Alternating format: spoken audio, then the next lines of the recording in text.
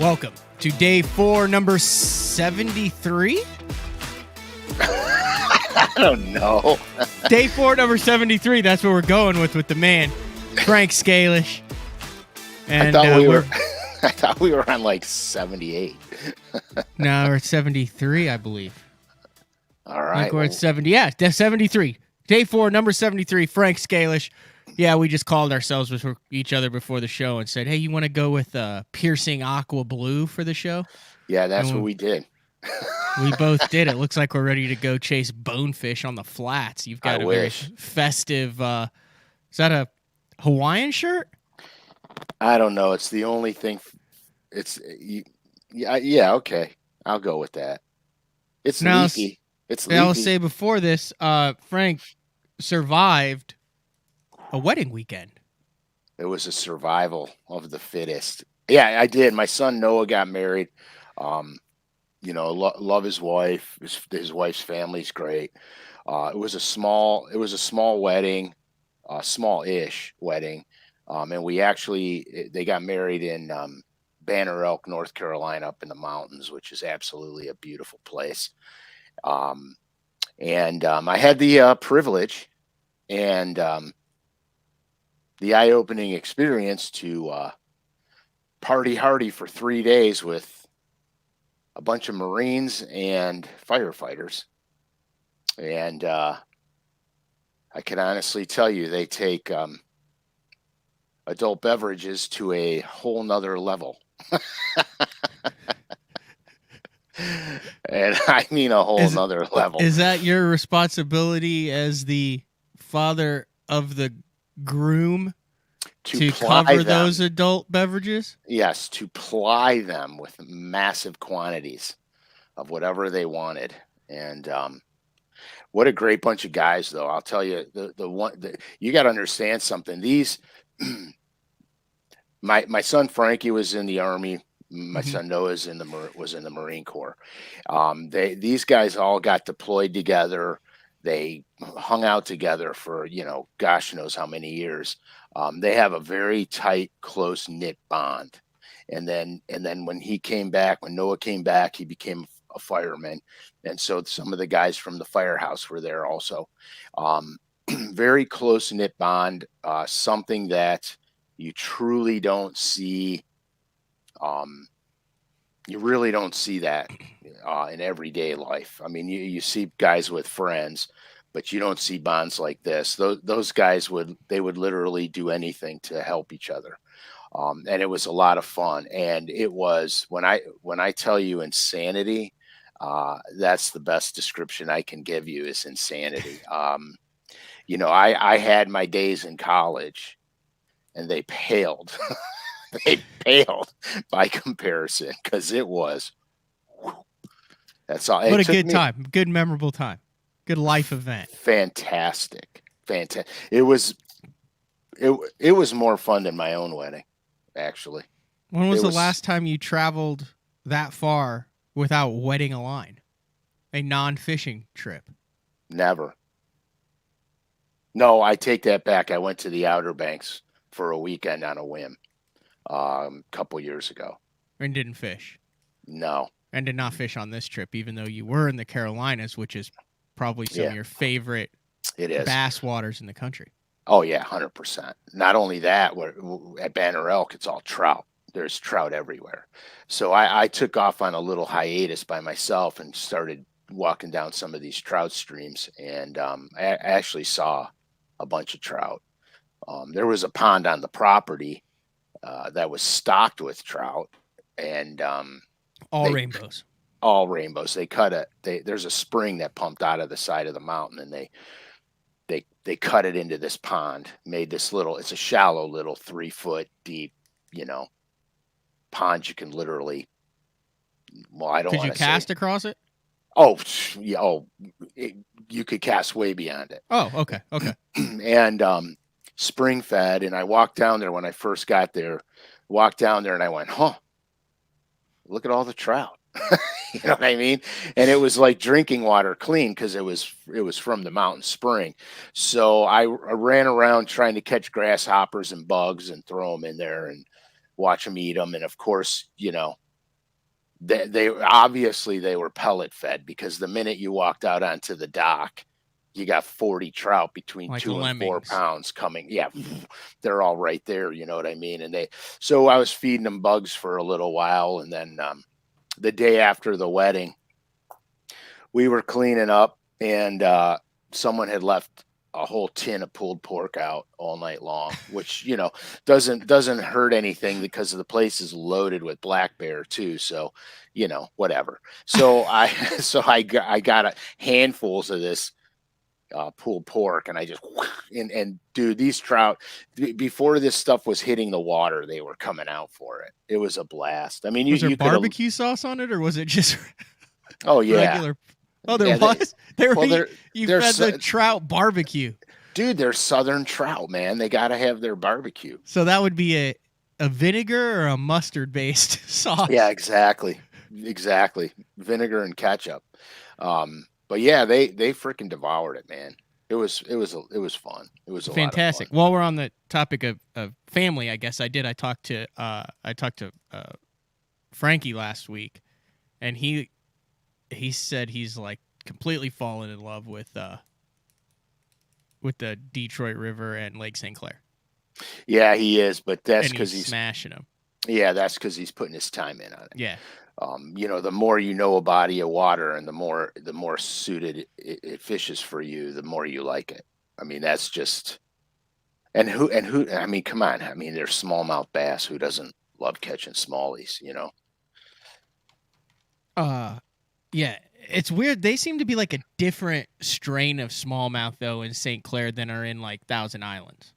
Have you noticed they're like bigger, broader, longer, typically lighter, behave a little bit differently? Like, do you think they're the same strain, or are they a different something of? It's hard to say, because especially Lake Erie smallmouth, they're built different. Yeah. They're short and fat. Like, you're catching 4-pounders, and they're not like a Tennessee River smallmouth 4-pounder looks like it's 3 feet long. You know what I mean? A Mhm. Lake Erie 4-pounder is not that long. They're just big and girthy, and big wide bodies, and big girths on them. And the St. Clair smallmouth is very similar. The difference with St. Clair, I think, is because I've fished St. Clair a few times.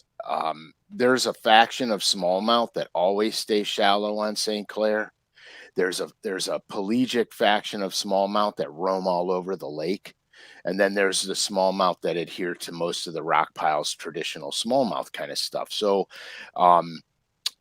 when I got off of Lake St. Clair, the first time I fished it, I was talking to a buddy of mine, and I said, the funny thing about this lake, I believe wholeheartedly in my head and in my soul that you could literally shut your boat down anywhere on that body of water and have the potential to catch one. Because it's the only lake I know that you can catch them from bank across the lake to the other bank.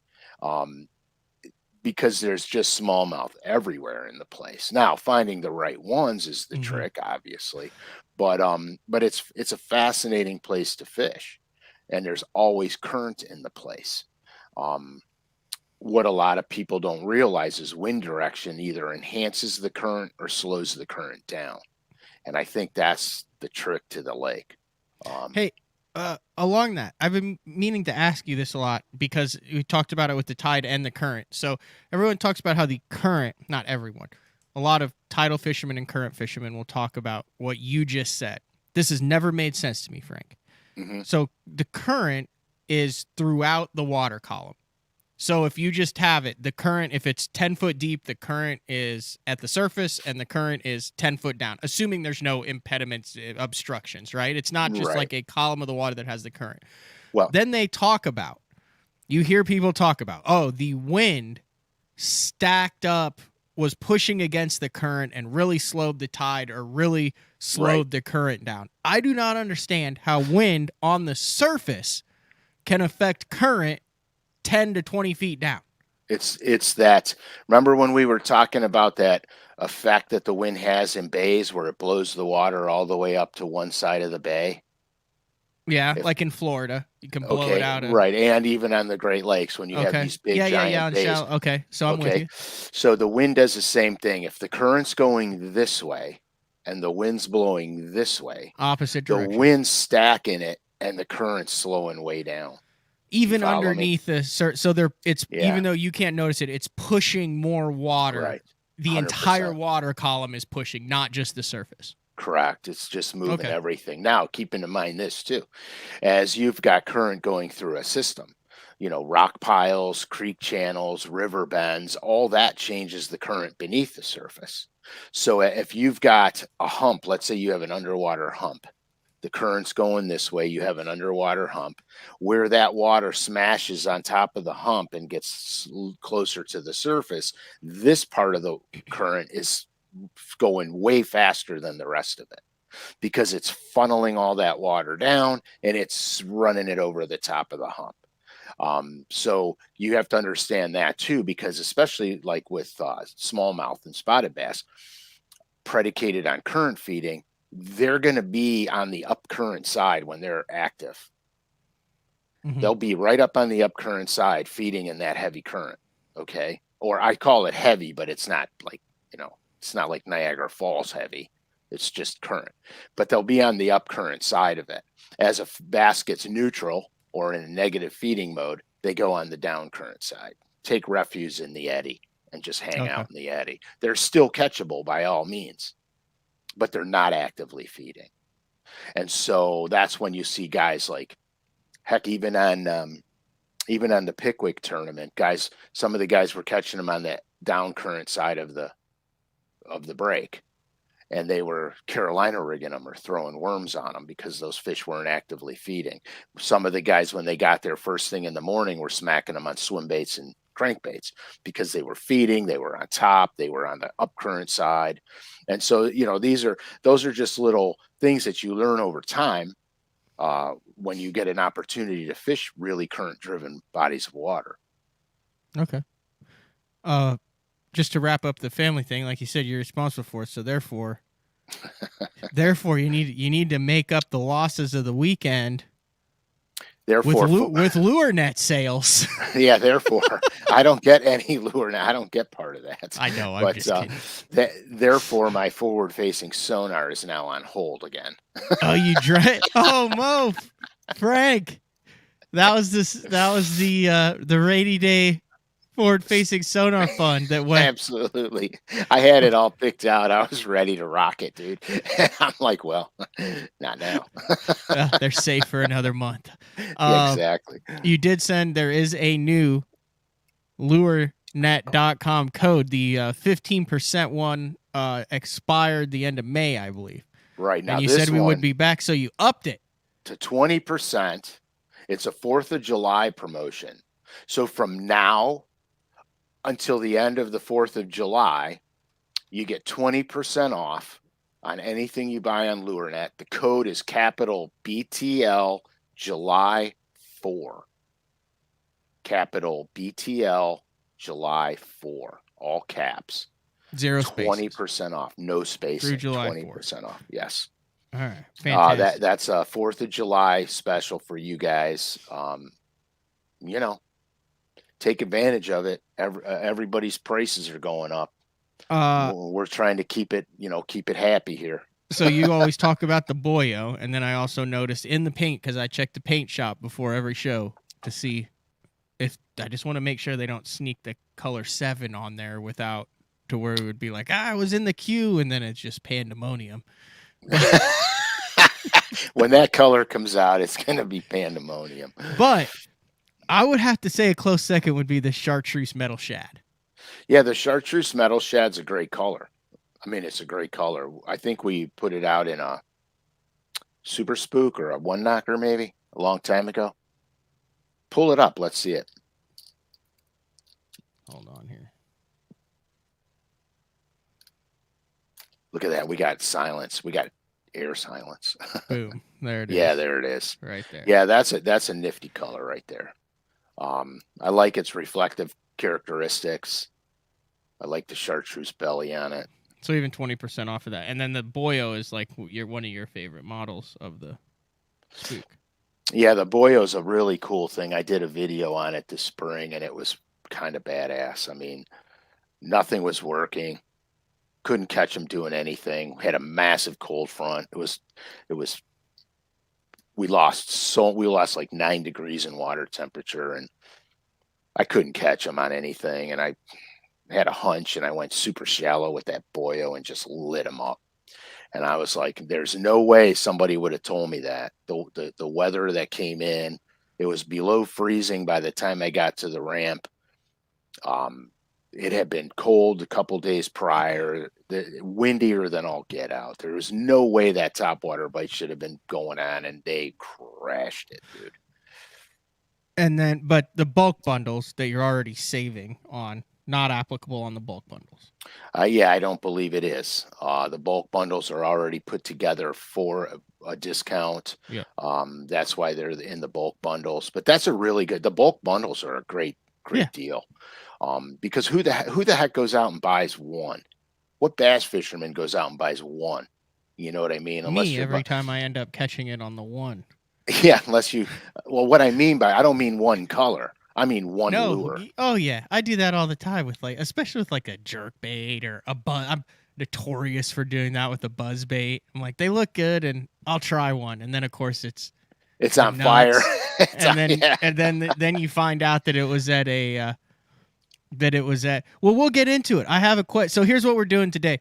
The last time we did a question show through the comment section for the live viewers went really well. Had a lot of great feedback, a lot of great questions. I know you've had some DMs. I've had some DMs to pass on to you for questions. We've had some really technical shows over the last couple weeks, so we're going to bring it back to a question show moving into it. So if you're listening to the show and you have a question for Frank, just go ahead and put it in the comments section now, and I'll just kind of scroll through and work on them as we go. So it's kind of an open topic question and answer period. Right, and I love this part of the show because interacting with you guys makes this really fun for me. You know, because we don't obviously this is the way we can communicate, and it's just a lot of fun. You know, I got a lot of DMs off of the structure show we did a couple weeks ago, and a lot of guys got it. They were catching them, and they were letting me know they were catching them good. Some guys were not catching them as well, and were having some issues figuring it out. I answered all their messages to the best of my ability. So if you have questions even about that, bring it up. You know, bring it up now too. It's all good.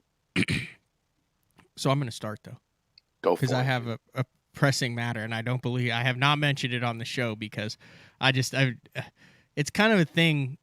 Like you never hear the top level guys go, man, you should have seen the ones I lost today, and they just eat it in silence and suffer in silence. Would you agree? Right. Yeah, 100% agree. And even when you fished on the Elite Series and stuff, you could go up and weigh in 2 fish for 4 pounds, but you would never be like, man, I had 23 on and jumped them off, or you just take your medicine and move on, and everyone goes, man, he sucked, even though it could have been right. It could have been phenomenal. vastly different. Could have been vastly different. Well, I'll let you go, but I had a situation like that on the Potomac River. Dude, it's your show. I'm never going to turn down a Frank story, so you need to cue it up first. So I got on these fish on the Potomac throwing. This is a bunch of years ago. I was throwing a small buzzbait and a horny toad, and man, they weren't connecting with that toad. They were missing it by like they were 2 feet behind the damn thing, and I'm like, oh my god! And they would come flying out of the water, and they were Magombo sized fish, and I was losing my mind because I had the potential to light this tournament up. It's just like you said, Matt. So in practice, I had run into Kevin, and we talked. KVD. So we talked for a few minutes, and he's like, "Are you on him?" I said, "Dude, I'm on him strong, like freakishly strong."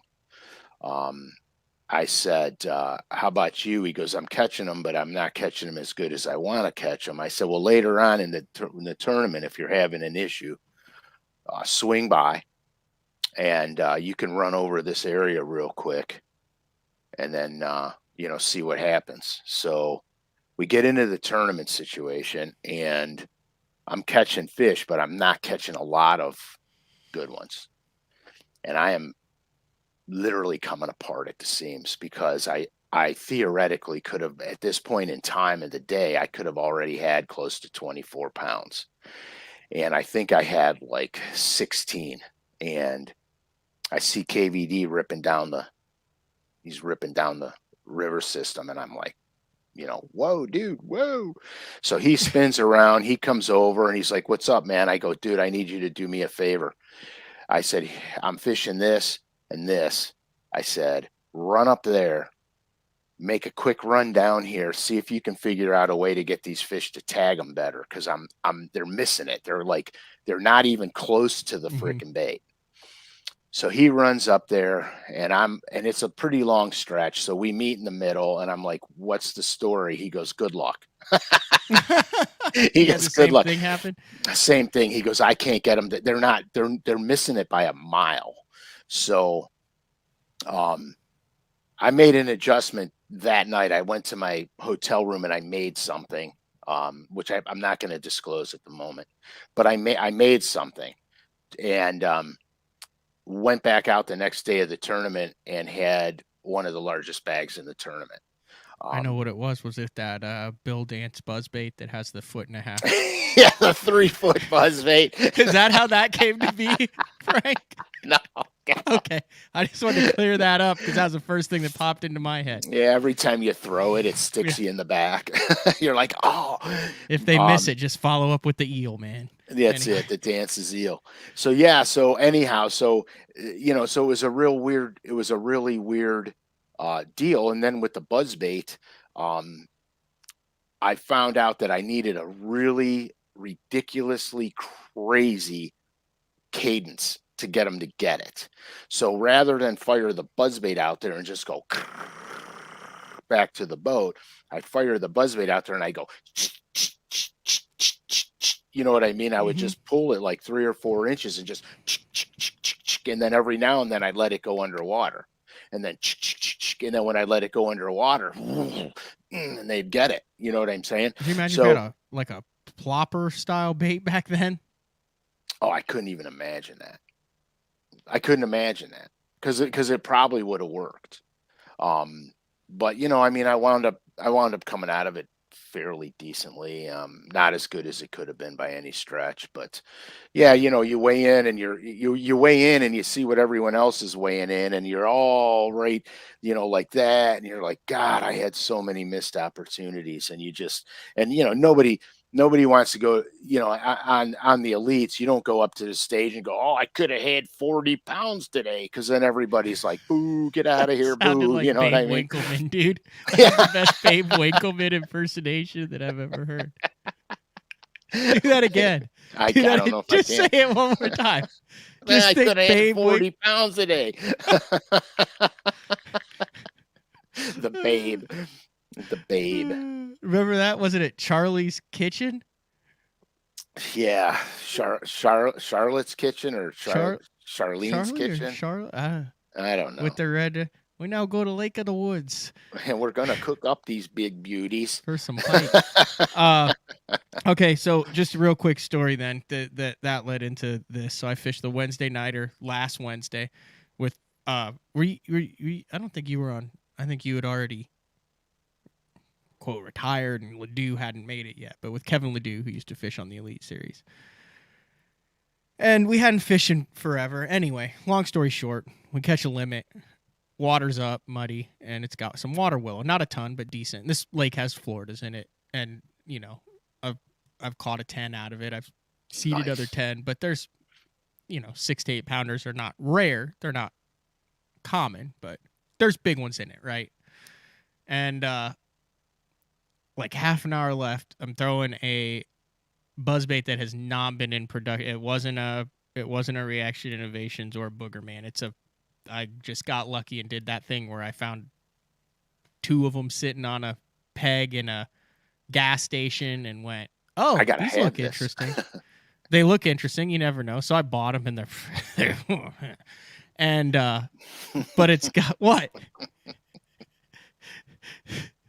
It's just, have you ever had one of those buzzbaits where you're so proud that before launch in the morning, you don't even know the guy's next to you and you're like, hey, dude, listen to this. And you just take it and go just to let him know what you're going to be throwing that morning. And he's like, oh, man, what is that? I know. It's chirping like a bird. You're You're just like, holy smokes. Strolling around in the pre-dawn twilight, just showing everybody your buzzbait because you're so proud of it. It's one of those. It's true. You've done it, haven't you? Yeah, sure I have. just flip it out. Never. Oh man. Oh yeah, that's gonna get bit. Your co-angler, like when your co-angler multiple times says, "I can't believe that didn't get bit," that's how you know your buzzbait's a jammer. Oh yeah. Anyway, I've got one of these things, so it's good heavy gauge wire, but it still squeaks. It clacks. It's got a good hook in it, really good, super sharp hook in it. It's not one of those little bitty ones like they used to make old. It's not a freaking giant tuna hook. Normal, really good hook. And I've got a plastic toad on the back, it's a 1/2 ounce. It's right? And over the last couple of weeks, I've had probably 12 blow-ups on it, and I've caught 10 of them. And the ones that I missed, one missed it, and one wasn't that big. But it's, a good. So anyway, we're going through the water willow, and the next thing you know, this thing gets vaporized in about a foot of water. And I mean, it was one of those where you both simultaneously go, "Gah!" It just takes your breath away. And then I instantly said, there's no way that's a bass. Well, I just watched this thing charge from 10 feet away. It looked like a python or a muskie or something, like a torpedo or a tank underwater. And I'm like, and then it ate it, and I don't know what happened. Anyway, I've got this thing on 7.4 medium heavy rod, 6.8 reel, 40-pound test braid, but the rod's fairly soft, so I've got him, right? This is my setup. I've got him. You're right. Can't turn him, can't move him, can't do anything with him. I'm like, what the hell is it? And he's like, we just watched it. It's a giant bass. And I'm like, I think it's a grass carp. And Kevin's like, no, dude, we literally watched it eat it. It's a giant bass. Like, get this thing in. And I've got it on for like 10 or 15 seconds. It turns, it tail walks, choo, buzzbait goes flying. And it's between 8 and 10. I thought it was a 10, which in post spawn and having caught a bunch, every time I've thought it was a 10, it was an 8. So when it jumped, I thought it was a 10, which means it was an 8, which means it was probably 7.5 post spawn. Probably. So anyway, and when it jumped, I couldn't see the buzzbait at all. It had completely smoked it all the way down there. So anyway, I'm like, hey, there's a jackpot on Shawnee Twin Lakes tomorrow, 10 minutes from my house, a lot of water willow there, frog and buzzbait. Let's go get redemption. Long story, we finished first out of the money, and we would have blown it away on Thunderbird on Wednesday. So yeah, we'll get redemption. Same freaking thing happens on Thursday night. Catch a limit, we're rolling, we're good. Roll it past, same setup, same everything, and this time it's like a 5 or 6 pounder, legit. Roll it past, kaboosh! I'm like, holy cow, it missed it. So I just instinctively like roll cast back in there, and it clubs it, just destroys it. Got him, comes out, same exact thing. Bassmaster jump, can't see the buzzbait, shoo, goes flying out of its mouth. I lost 16 pounds of fish in 2 casts and cost me $800 or $900, and I felt bad for Ledoux. And I was like, I wonder what Frank's buzzbait setup is and what I can do to avoid that, or did I just hit a string of bad luck? Well, I mean, it was only 2 fish. Granted, they were the 2 best fish. A lot of times when the bass completely inhales the buzzbait, the blade and the wire from the blade actually act as a weed guard. And so you have a tendency not to land those fish because they're not hooked good. I throw trailer hooks on buzzbaits sometimes. I'm not a big fan of the trailer hook on a buzzbait because it has a tendency, especially in that gator grass, to hang up a lot. But every now and then I will throw a trailer hook on a buzzbait. Like on the Potomac River, I had a trailer hook on the buzzbait. I just needed it on because the fish were being ridiculous. My setup really is kind of simple. I use a 764, so it's a 7.5 foot medium heavy. I don't buzzbait with braid. For some reason, I just never got into the buzzbaiting with braided line. Okay, because that was the Um, only thing that I thought I might have screwed up on. has a tendency, you can tear a bigger hole in the fish. I know guys that swear by that. They I had until swear on it too. Wednesday. Um, I don't. I've tried it. I kind of like the power behind the braid. Um, but for some reason, I kind of stayed away from it. I have done it. And like I said, I do like the power behind it. Like I throw all my spooks, Super Spook Juniors, Boyos, and stuff. I throw all that stuff on braid. But it's easy to walk a dog with braided line. Half the time when you're fishing those baits, you're over some type of vegetation, and I can keep the bass from burying up in the grass. But on the buzzbait, um, I kind of I kind of wait till they pull me before I pull on them. Like I keep reeling it, and as soon as my rod loads up, then I get them. And I'll be honest, Kevin goes, did you hammer it? Did you really give him the beans? Pour the coals to him? Give him the business?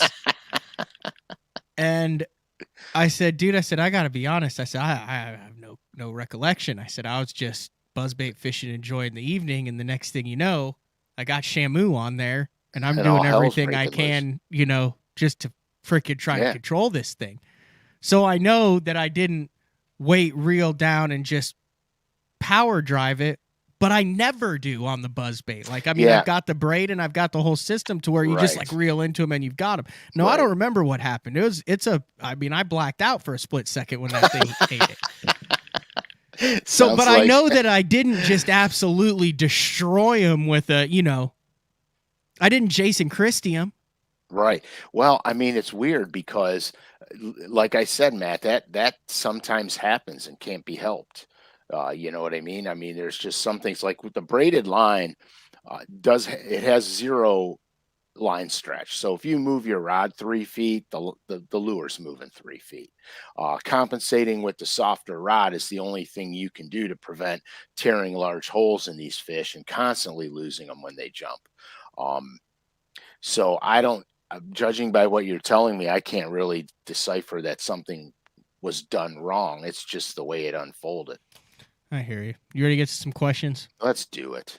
Let's do it. Let's do it. Robert would like to know what size football head you use when fishing 20 plus feet of water. Okay, I use a 7/16 most of the time and 3/4. If I use the 7/16 for fishing super deep like that, well, that's really not super deep, but for fishing the 20-foot stuff, sometimes I'll go down to 14-pound fluoro on it. If I'm fishing it shallower, I'll go to 17, and sometimes I'll leave 17 on it. As long as I'm maintaining good bottom contact, wind's not too strong. If I have bottom contact, I'll stick with 17.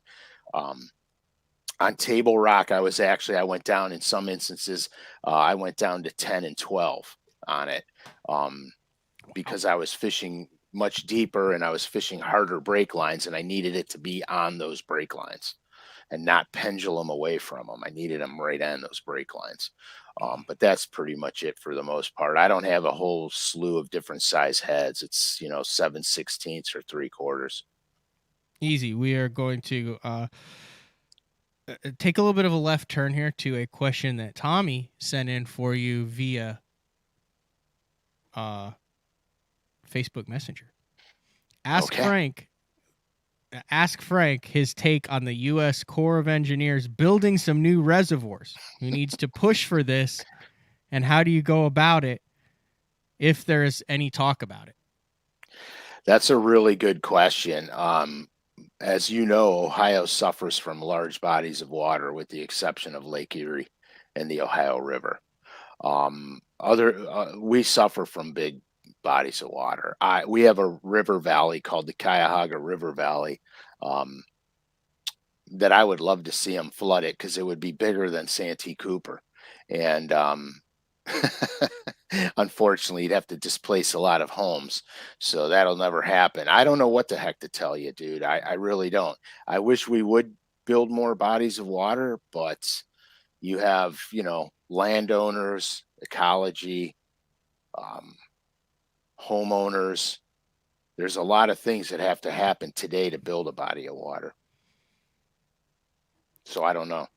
After my boat numbers in high school fishing tournaments rant yesterday, I think that's the best solution. I think every high school with a fishing team should be required to build a lake within 10 miles of their school.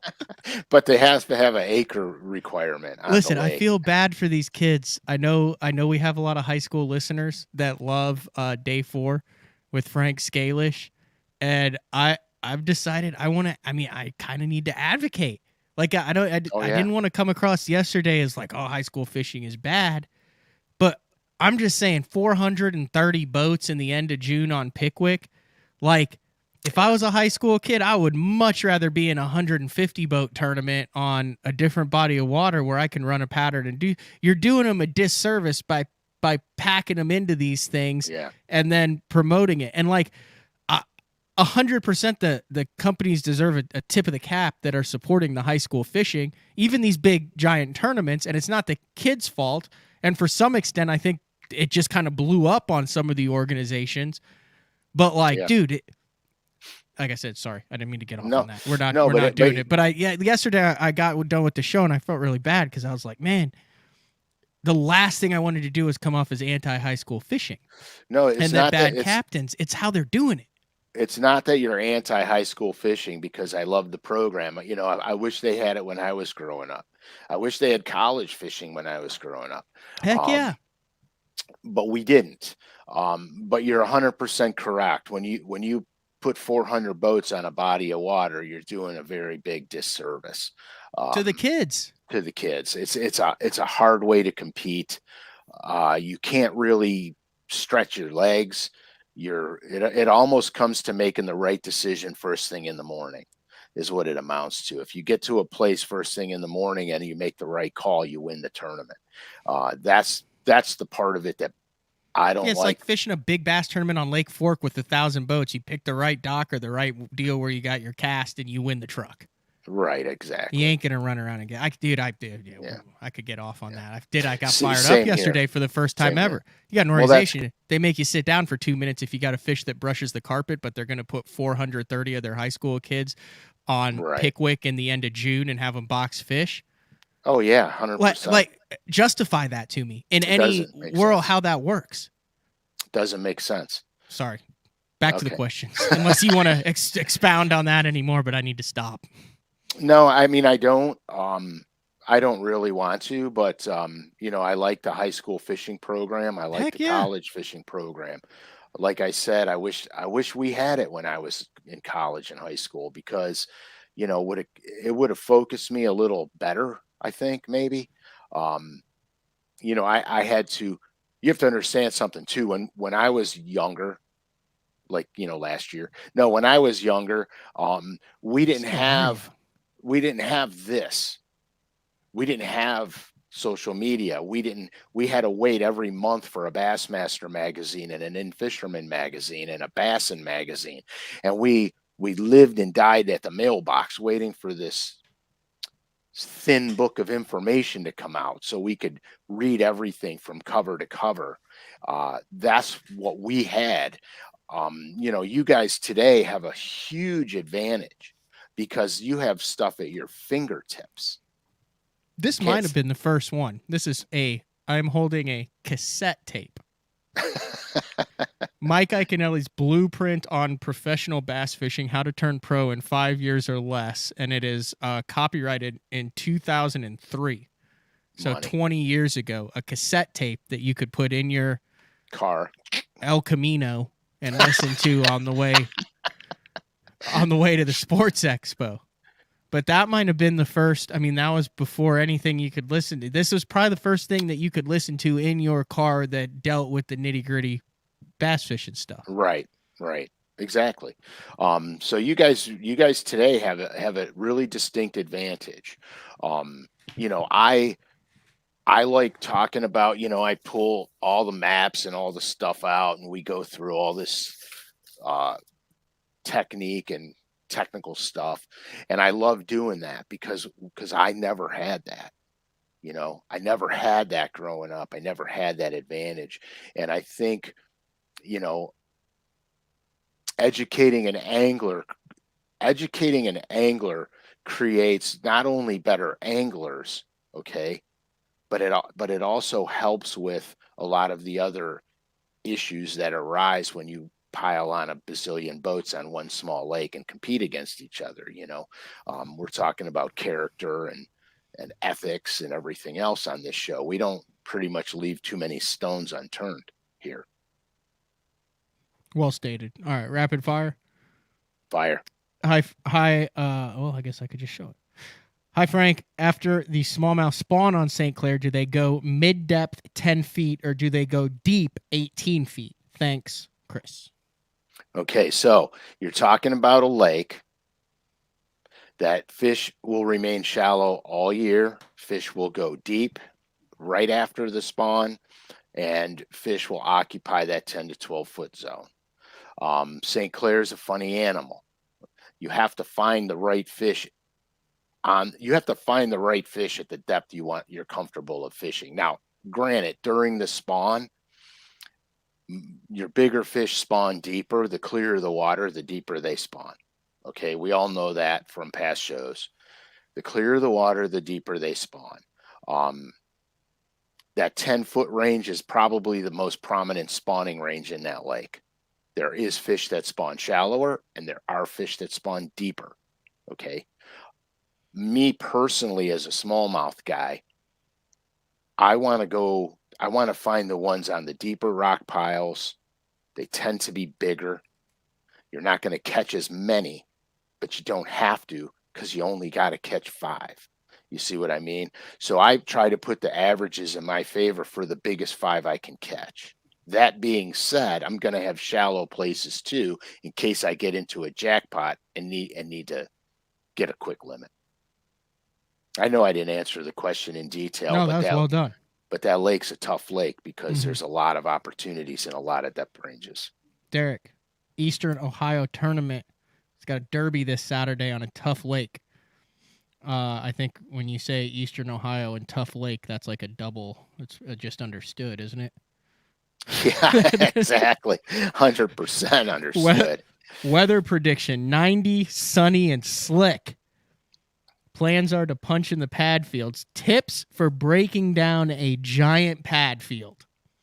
Okay. Tip number 1. I find the pads on the deepest edges. So I'm going to start out on the deepest pad edges I can find. And on the lake you're going to, it's probably going to be 4 to 5 feet at the most. Then what I'm going to do is I'm going to look for breaks in those pads, open spots. Maybe you got lily pads and then you have a section of milfoil where no lily pads are growing, or you have a hole where no lily pads are growing. This tells me that there's a hard bottom there because lily pads don't grow on hard bottom. So I'm going to pay attention to that kind of stuff. I'm going to pay attention in the pads, especially where you have multiple types of vegetation growing.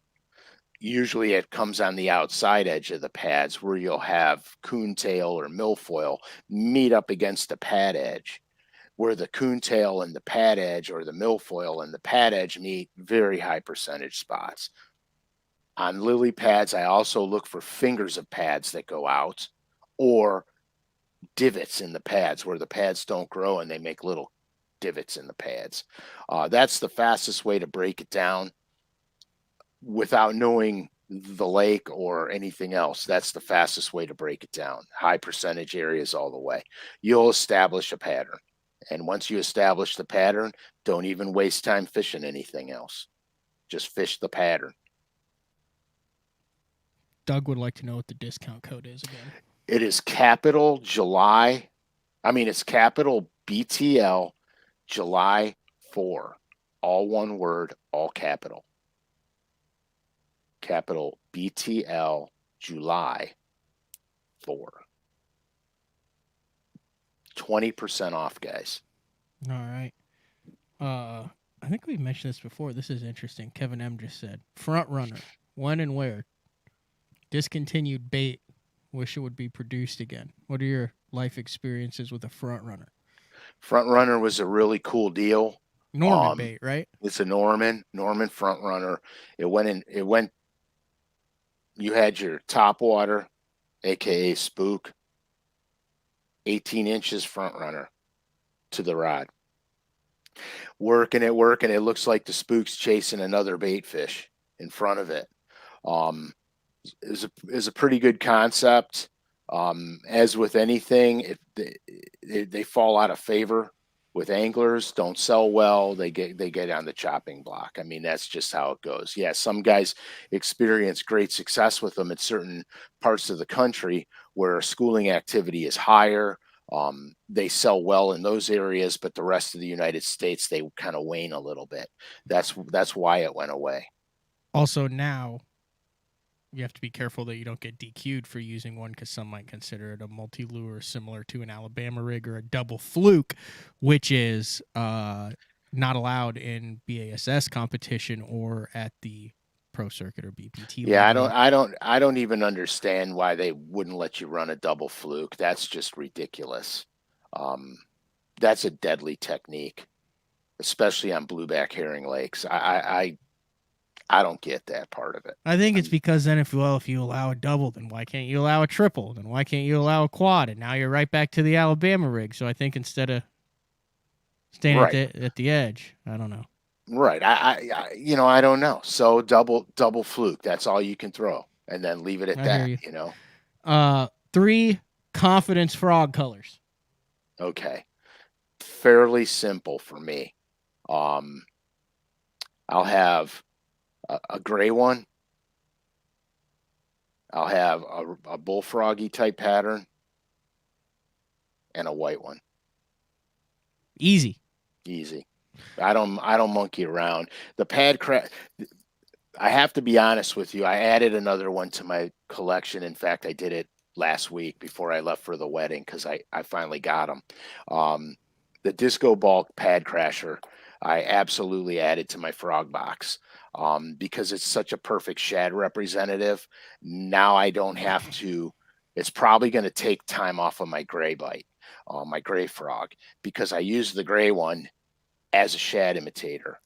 And quite frankly, I use the bullfrog one as a shad imitator too sometimes because it could either be a white belly or a yellow belly.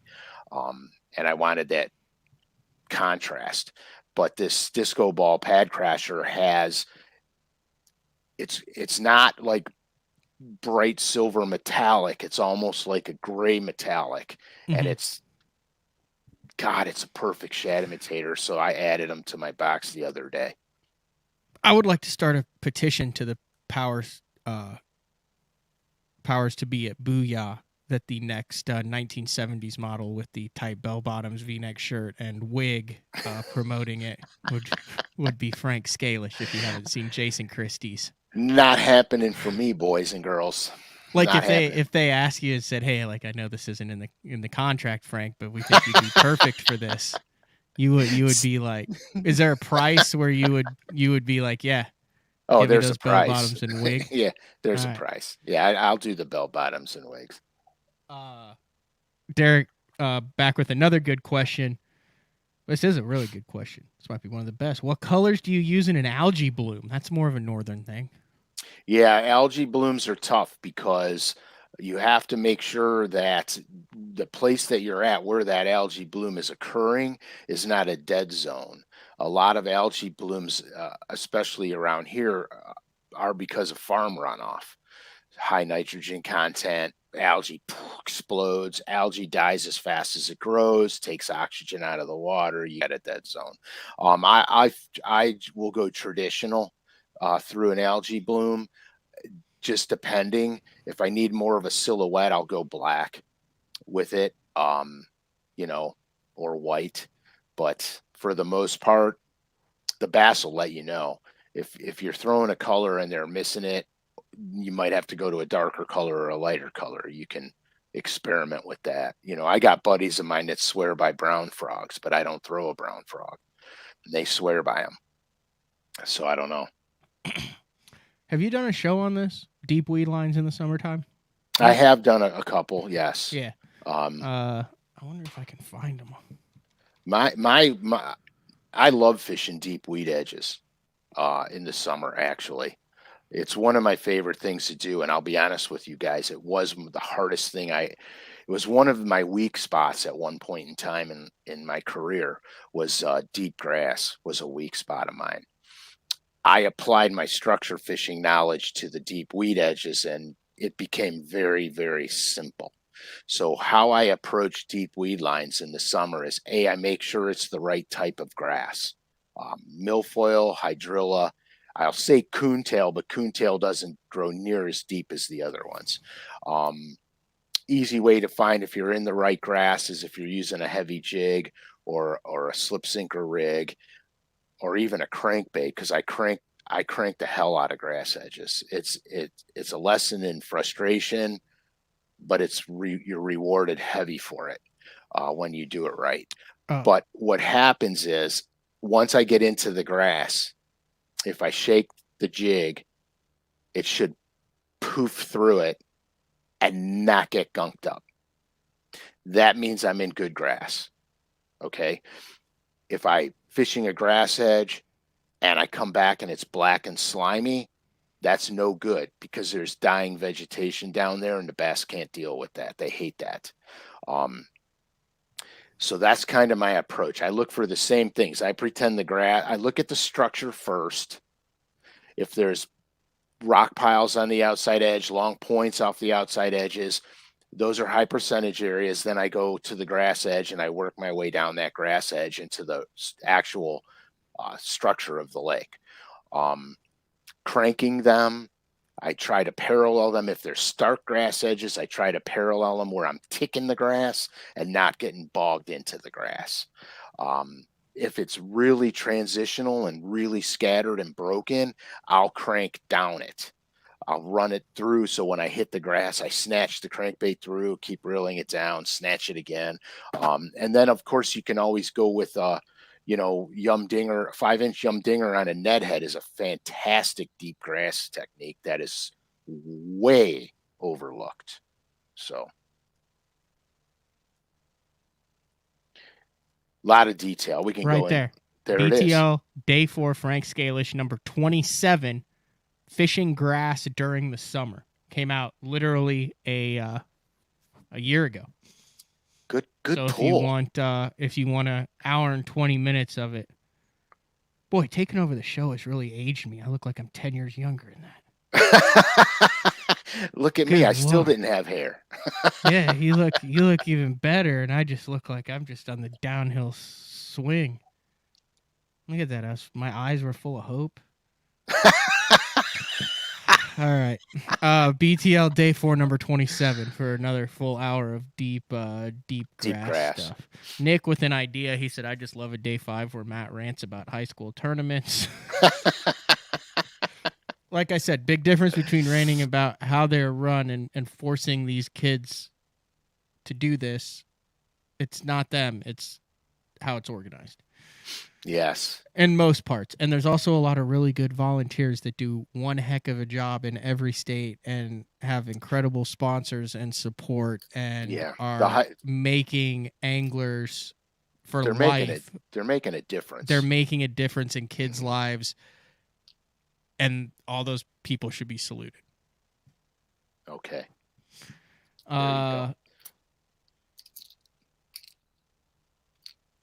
I'm not sure what this is. Is this a rant? Or Fred said, I wish Ohio would clean up its rivers, especially the Muskingum River. Yeah, Muskingum. It had a great hand-operated lock system. Oh, it has, but the fishing's terrible. Well, yeah, but that's,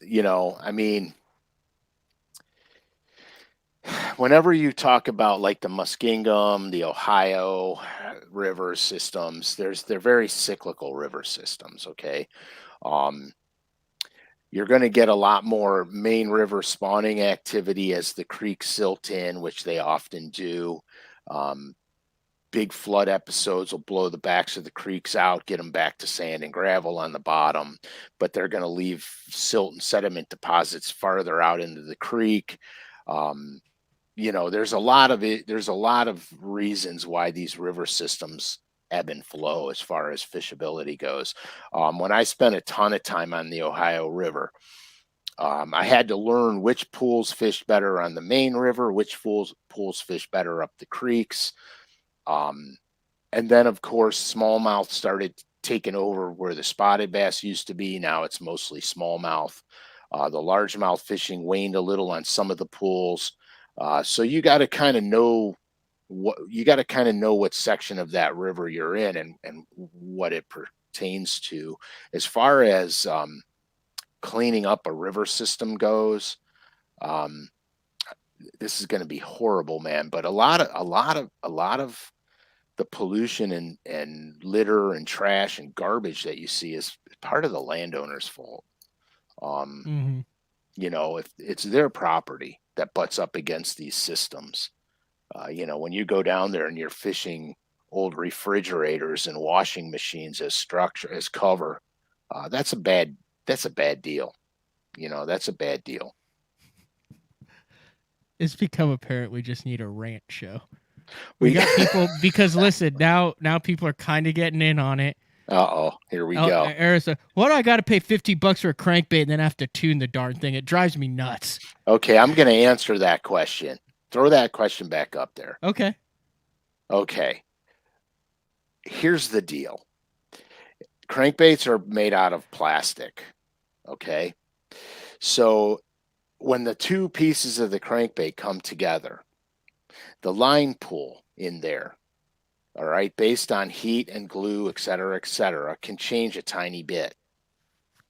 And so that a lot of them, almost all of them, require some form of tuning right out of the package. It's been that way since the beginning of crankbaits. All right. If you're paying $15 for a crankbait and it's not working out for you, you oughta Normans are like what, $6.49. Bombers are less expensive yet. And I don't have too many problems. I fish all kinds of different crankbaits. They all need tuning to some degree. Even some of my XDs need tuning. I pull. Sometimes I'll open a package. I'll pull a Norman out. It runs like a champ. Sometimes I'll pull it out and it needs a little tweak. So it's just part of the crankbait game. Continuing with the theme, Clay is suggesting that high school anglers should only be allowed to fish out of kayaks instead of boats. Oh man. I would enjoy this show. I am getting grumpy. Yesterday, Hallman and I went off on sayings that annoy us in fishing. I got a saying that's annoying in fishing. What's that? Biggin. Biggin? Yeah. Biggin. Big, yeah, a lot of people say that. B-I-G-N. It's like you B-I-G-N. got 2 3-letter words. You just can't say big one. You gotta abbreviate 3-letter words. Wow. All right, let's get down here. Hold on. Let's get down to the nitty-gritty, guys. Let's not rant about high school fishermen anymore. No, I'm not ranting about high school fishermen. We're ranting about the format that the high school fishermen must compete under. This is a good one. A little migratory. Troy wants to know, do a big number of smallmouths in the western basin of Erie around the islands migrate into Canada after the spawn? I'll answer this. I will say the polite ones do.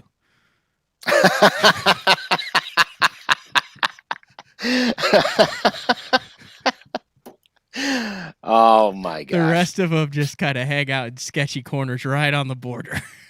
Yeah, exactly. No, what's crazy is you have different factions of smallmouth, especially on Lake Erie. Okay, you have a faction of smallmouth that are 100% migratory. In the spring, they migrate into bays, estuaries, and river systems. They come from all over the place and they run up those rivers just like a salmon does or a steelhead does. And that's a faction of them. You have a faction of smallmouth that will spawn around, you know, the islands or main lake flats. Okay, and they very seldomly go 10 miles from where they were born. And then you have your pelagic smallmouth that do nothing their whole lives but chase pelagic bait fish. And then when the spawn occurs, they spawn. As soon as the spawn's over, they're back in open water doing their thing again. So you know, to say that none of the spawners move into Canada is ludicrous, because some of them are migratory, some of them are homebodies. Look, there's sections of Lake Erie that we used to absolutely crash the smallmouth in. And they had so many tournaments and removed those smallmouths, and they didn't remove them far. They removed them 15 miles from where they were born. And those places are dead zones now. You can't even catch a smallmouth on them. Okay, it's going to take a long time to replenish those areas, because it's going to take, a couple of fish at a time to start spawning there again and getting another resident population built up. That's what people don't understand about Lake Erie smallmouth. The other thing, see, now I'm ranting a little. Have at it. The other thing is, it takes 15 years to grow a 5-pound smallmouth on Lake Erie. That's a scale sample study that they did for a decade. It takes 15 years to grow a 5-pounder. So when we have these summer tournaments on the lake and guys are catching them in 38 to 40 feet of water, the delayed mortality rate on those fish is astronomical. So you're killing a lot of those fish. So not only are you removing them from their home, they're dying as well. So, you look at the lake now and you say, gosh, it fishes better than it ever did. It takes 26 pounds to win. Well, yeah, but when you go down to the 15th spot in the field and they're barely in double-digit numbers, where back in the old days, you'd have a 200-boat tournament and last place would have 15 pounds. There's a big difference. We don't have the numbers of smallmouth we used to have in this lake that we once did. Now, there's sections of the lake that fish psychotically good, but we lost a lot of other sections that used to fish equally as well. So you got to remember, smallmouth, they did study samples on smallies. They very rarely migrate too far from where they were born. All right, we're approaching the end here, but I want to get a couple more in here. We gotta end it on a happy note. We can't end it on I don't think it's been rant. negative. I think it's been. It's nothing's negative, dude. It's not negative. Hold on a second. I had it, and then I just wanted to make sure. I wanted to go down and see. But people saying, yeah, I'm gonna rewatch show number 27. Yeah, that was a good show, actually, because I broke it down. It was a heck of a drawing. That's why I threw it up there. Money, dude. Yeah, I broke it down based on. I tried to keep it as I want to say simple, but I needed to illustrate it simplistically, so the idea of what you're actually looking for would come across better. Familiar? Do you throw the scrounger head at all? That's one thing I don't play with too much. Okay. Favorite deep crank? I have 3 favorite deep cranks in order from 1 to 3. My all-time favorite is a DD22. Then I got to go with a fat-free 7, okay, and then I'll throw a XD. Those are my 3 all-time deep crankbaits. Favorites. Not that you use? What do you tie for a deep crank? I use a Palomar knot on a Norman speed clip. Okay. Yep, we've covered that too. You can probably Correct. Google that up on day 4's. Correct. You ever tackled St. Clair during a mayfly hatch, and what's your go-to during a mayfly hatch for the smallmouth? They'll have a tendency to hit topwater pretty good during that mayfly hatch. Super Spook Junior. I like something that makes a little more commotion because you're calling them up from deeper. Okay. They're suspending in that water column. They know all them bugs are up there and they're going to start sinking, and it's like potato chips for them. They just gorge on them. So I'll give them, something that they can see and come after and come and get. In fact, the one elite thing I fished up there, I was catching them over 18 feet of water on a Super Spook Junior. Show note. Clay brings it up. A couple people have mentioned it. I know you have. We're always talking about shows. We got some summer shows coming up. We're actually gonna have a couple recorded shows. I'll be up north trying to catch some of those 15-year-olds smallmouth. Outstanding. I hope you catch a lot of them. Dude, have you done a show specifically on shade? Fishing in the shade? Fishing shade. Because listen, here and this brings it up. You could fish shade in 20, 25 foot of water, Frank. You can. You can fish shade created by grass, created by rock. You can fish shade lines. You can fish dock shade. There's all sorts of stuff that's shade. And I feel like in the summer it's very important. I would be interested to see your thoughts on shade. I can give you a tidbit on shade. Give us a teaser on shade. Is there enough there for a whole show? And then baits to fish shade lines with and all that? Yeah, we can make it. We could stretch it. It's a segment, but we could stretch it. Okay, well, just give us a tidbit. Okay, so back in the old days, people thought that the sun hurt the bass's eyes, and that's why they prefer the shade. Yeah. But the reality of it is the bass can see farther and better in the shade, and they're ambush predators. So they hide and ambush prey so they can see the prey farther. That's why shade is so important, especially when you're fishing shallow bass or docks, for example, because you know how it is on some of the spotted bass fisheries. You fish the shaded side of the dock, but sometimes the shadow's not even on the dock. It's 3 feet away from the dock, on the opposite side. And you're fishing the shade, the little rectangular shadow it makes, and not actually the dock itself. So, yeah, it's pretty cool. Do you peg when you're Texas rigging deep grass? Yeah, I do. I actually peg all the time. I do a little structure fishing technique with a 10-inch ribbon tail, light line, light slip sinker, and then I don't peg that one, but I'm more structure fishing with it. But when I'm fishing the grass, I peg it, because what I don't want to happen is I don't want my soft plastic to separate from the sinker and have the grass get in between all that. I want the soft plastic to follow the sinker up and through and around the cover, the grass.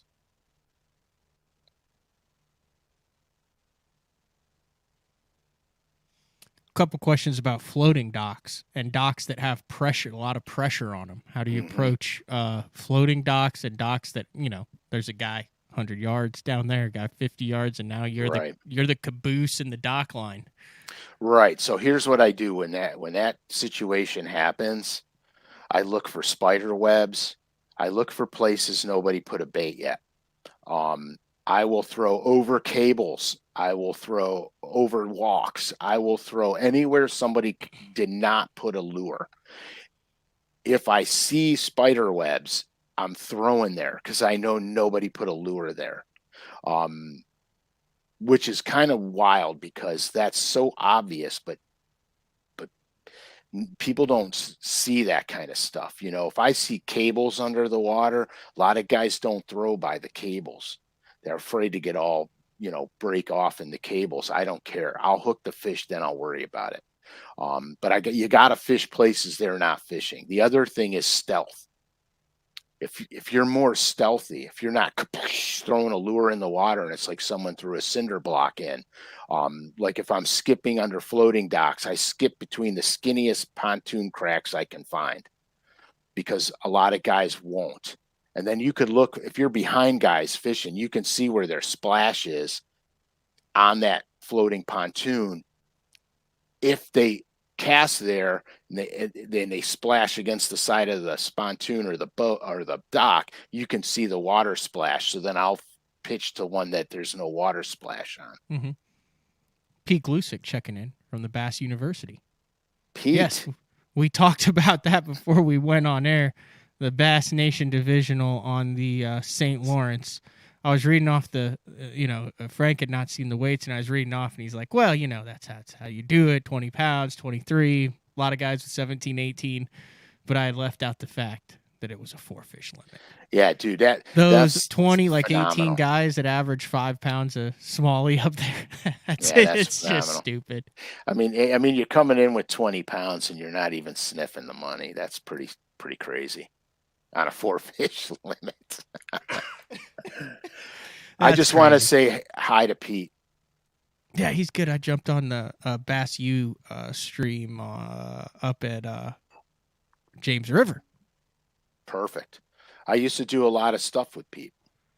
Yeah, he's a good fished guy. Against him for a lot of years, haven't you? Oh yeah, he's a good guy. Good guy. All right, let's close things out for the day. Thanks again. A lot of good feedback, a lot of educated questions today. But before we close it out, let's close it out with the BTL July 4, all caps, 20% off lure net. There you go. Sounds good. You got a busy weekend? Yes and no. I mean, recovery and hydration. I think you could probably find one of those like an oxygen bar, or you could like have someone come to your house and give you an IV.